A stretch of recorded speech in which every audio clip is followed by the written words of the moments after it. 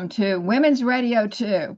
I am so excited to introduce to you today an amazing lady and a champion for the people, and also a person, obviously, with a lot of chutzpah because she is going to run for DC mayor as an independent.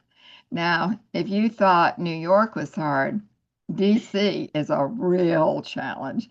So I am very, very happy to bring to you a lady who has already proven to be a champion for the people. And now we're going to find out why in the world she'd want to run for mayor of DC. So please help me welcome Dr. Rhonda Hamilton. Dr. Rhonda Hamilton. And if you want to email her, by the way, she's going to give that to us also at the end so you can stay in touch with her. Welcome, Rhonda. Thank you so very much. Thank you to your women's radio audience for having me, and thank you for being so kind.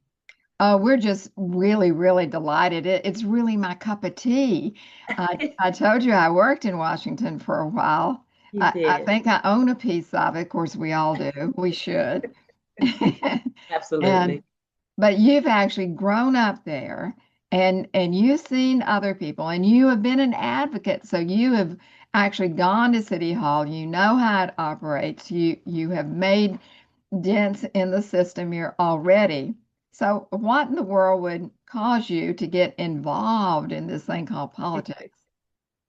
Well, you mentioned it. I've been raised in a political town, and being raised in a political town, you tend to believe there's not much that would surprise you. But when the struggle of the everyday citizens' lives begin to be what it has become in Washington, D.C., we realize that we must come to the forefront in order to help folks find their voice. Mhm. How do you think DC is different maybe from the rest of the country? What do you think is making that happen in DC and it being a bigger issue there? Well, as most know, DC is the belly of the beast, we call it, the nation's seat of governance. And because we fight for our home rule, meaning that we don't necessarily have statehood, a lot of our challenges become more increased or elevated when we have an overreach of Congress or we have the opposing political parties, being red or blue, challenging one another's agendas, which tend to have our citizens caught in the crossfire and Mhm. their lives, which is what brought me to the forefront. Ah, very, very good. Well, I know that it is constant work. And how have you found campaigning and how have you found the people that you've met? And what have you learned from that? Well, that is a question. As a mental health advocate on the ground in the nation's capital for almost a decade now, I was really hopeful that the people would open up to me and would remember that, I am the one that shows up in the darkest of hours, and that has been the case. They're very receptive to the campaigning. They're very excited for the opportunity. And because DC is staunchly known as a blue city where we have not had a heavy presence of voter turnout at the polls, I'm really excited for folks embracing my message of principle over party. So it's been very well and warm received.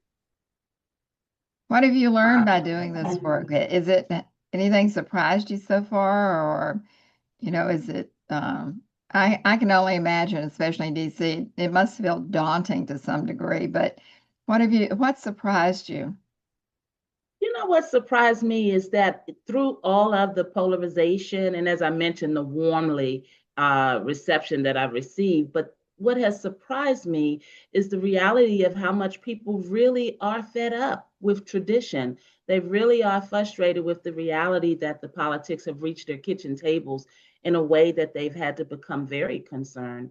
And so I am excited as a mental health advocate. Obviously, we have to build trust in order to truly help our citizens. And so we're seeing the transfer of that trust into my campaigning here locally. And so I'm really excited to help folks find their voices again. Yeah, I wasn't there during COVID, thank goodness, but I have friends still there and they got really involved with food kitchens and things like that. And then where I am, I've participated in helping to serve at food kitchens. And Yeah. almost overnight, when uh, they had the government shut down, it affected so many families in this little outpost. I can only imagine how it affected DC and what people must have gone through and the kind of fear of not having food on the table for their families and so forth. What did you observe?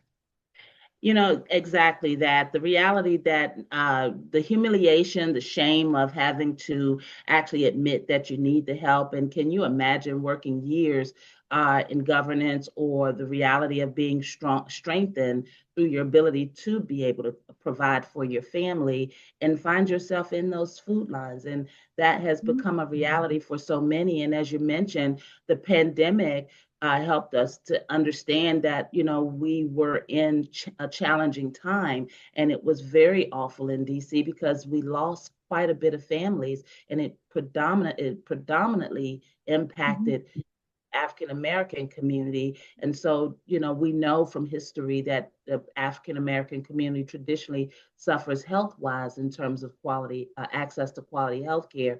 So it was just really a tsunami of emotions for many of our citizens. And now, fast forward to where we are present day, we find folks that are very concerned and are in those food lines and very appreciative for the opportunity to have somewhere to go and get food. And we never imagined that we'd be in this place here in 2025. And so that's waking up a lot of families. Very humbling. You know, I've got to ask this question because I feel somewhat strongly about it. How do people, and as you suggest, you know, you have a lot of people in the DC area in this predicament, and how have people reacted that their jobs were cut and they've been put in economic straits, and yet we see that they're, I don't even know the cost, but the cost I've been given is like $300 million to make a ballroom in the White House that frankly isn't needed, especially when you consider what the people need. How have people in DC reacted to that? I mean, I hear that everywhere. Yeah, it's unfortunate. People are not happy, obviously. Just the reality that they would be in a state of sufferance or brave change to their economic capabilities. Even our local economy is taking a hit. And so you can imagine Mm. hearing about a $300 million ballroom or anything else that is not relative to the day to day of many of our citizens. Of course, our seniors are incensed because we have a rapid gentrification, which is forcing many of them out of the city. Many of our Ah. workers are not happy. So you can imagine 300 million, and families are concerned about what they're going to eat tomorrow. So it is a grave what we call a slap in the face, so to speak, because we're also again fighting for our local sovereignty and autonomy, and the reality of that being very pressing at a time where folks Mhm. don't want to have to worry about what tomorrow brings. And so to spend 300 million on a ballroom and not helping get the guns off the street, which we're facing a really great public safety challenge, as well as we have young people who are challenged in their education, and we're doing away with the Department of Education. So there are really real issues in the nation's capital, and it is very much a slap in the face to hear the media report on matters such as a $300 million ballroom when we have families that are hungry. So yeah, it really hits hard. Well, I think these are things that people do want to hear about. And I think that you've got a huge challenge from all sides. I I don't know how that plays out or works out, but obviously the gentleman in New York City has shown people that even money coming into both parties didn't stop him. So Yeah. have you found that you're getting more support almost because you are running as an independent? You know, I have, and I've gotten more folks curious about me being an independent. And truthfully, the one reason that I can help everyone, help resonate for everyone is that the lives of the families that we were helping and that needed the help weren't changing, whether the blue was in charge or the red was in charge. And so the reality of us having to get back to just being humanitarian who care about one another, being truly Americans. I am the daughter of Army soldier who is no longer with us. And the truth of the matter is that it's never about blue or red when Americans are suffering. We just kind of show up. And so I've been raised with that type of understanding. And in 2012, I had just decided that it has to be about the people or the principle as opposed to being convicted to a party when things go on to autopilot and your everyday life doesn't matter. I just, being a mental health advocate, it just resonated with me on a different level. And I'm surprised to see so many deciding that it really does matter that they should matter as opposed to the party that they belong to. And so I'm Well, enjoying the I hope conversation. it inspires everybody in the DC area to realize that their vote absolutely does count. I think that a lot of people lately think, well, it doesn't matter what I do, it's gonna. No, no, it matters what you do. Yeah, absolutely. Now more than ever. And I'm Now so more grateful. than ever. Yeah, Exactly. I'm so grateful that we have New York as an example because obviously the sentiment of the citizens in New York certainly resonates with the citizens here in DC. And again, DC not having statehood, we always are unique in our struggle. And so it was very warming to see Mr. Mandami win because it means that the people do hold the power. We just simply have to show up and vote. That's right. That's right. It is about the people, and I'm sure that your campaign will reflect that in DC. Oh, It, yeah. it has been my enormous pleasure and honor to have you today, and I can't wait to see what happens next. And I hope that our viewers will let us know what they think. That would be so good. And Absolutely. it's a time I think for it, we thought everything was just running clickety click after COVID, and everybody went back to work. But now we're getting a chance to really, really take a look at our value system, Yes. where we really want to go in this century, and how our relationships with other countries, for instance, matters to us individually quite a bit. You would think, oh, that's somebody else's job, but no, no, no. We care about what other people think about us, and that's not so great these days. So No, it's it's time for not. us. It's time for us to double down on what it means to be an American. And if we don't, then we'll see that it'll be hijacked.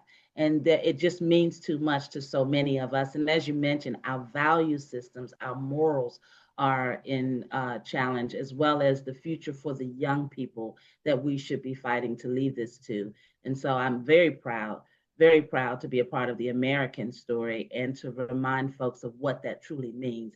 And democracy, it must survive. And happy to do my part. Amen. Well, we wish you every success. We'll look forward to your coming back, and we'll get another report at some time. And I think it's such a challenging time, and yours is such an interesting story.